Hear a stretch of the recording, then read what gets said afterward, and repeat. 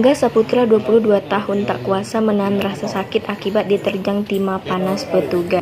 Sangka Angga Saputra dibendil lantaran mencoba melarikan diri dan melawan saat hendak diringkus petugas unit Pidum Polrestabes Palembang di wilayah Macan Lindungan, Palembang, Senin 29 November 2021 malam.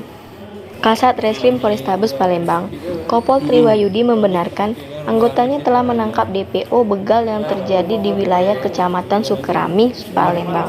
Katakannya, tersangka Angga Saputra merupakan DPO yang selama ini dalam kejaran petugas. Sebelumnya rekannya Pian telah diamankan. Pol Triwayudi menuturkan, aksi perampokan sepeda motor yang dilakukan Angga Saputra dan rekannya Pian dilakukan pada Senin 11 Oktober 2021 lalu. Saat itu, korban pulang dari membeli martabak dan tepat di Jalan Naskah AM Soleh samping RS Rasis Kota Palembang, kedua pelaku menghadang dan meminta Karim yang saat itu mengendarai sepeda motor Yamaha Jupiter MX mengantarkannya ke suatu tempat. Barang bukti parang yang digunakan kedua pelaku berhasil diamankan petugas. Sementara sepeda motor korban dijual kedua pelaku sebesar 2 juta.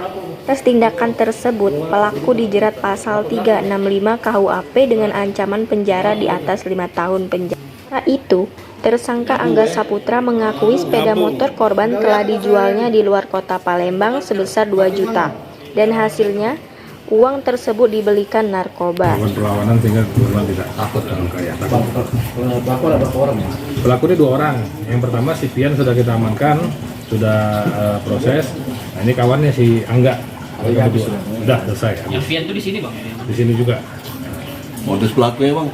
Ya tadi modusnya, dia ngelihat korban lagi beli martabak pinggir jalan, mungkin dia lihat korban juga lemah lah istilahnya kan, dia deketin, diancam, akhirnya diambil langsung dibawa lari.